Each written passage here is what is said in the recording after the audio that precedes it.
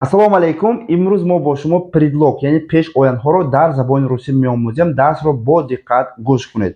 Дар дастам кепка ҳаст ва бо ҳамин мефаҳмонам.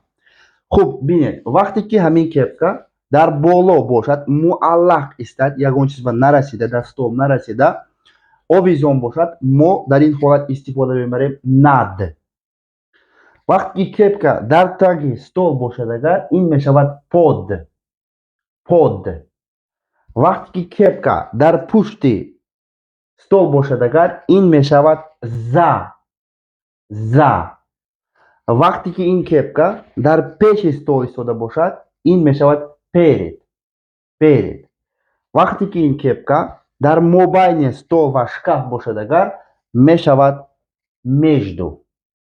Дарс маъқул шуда бошад, ба видео лайк монед ва ҳатман фикри худро дар комментария нависед.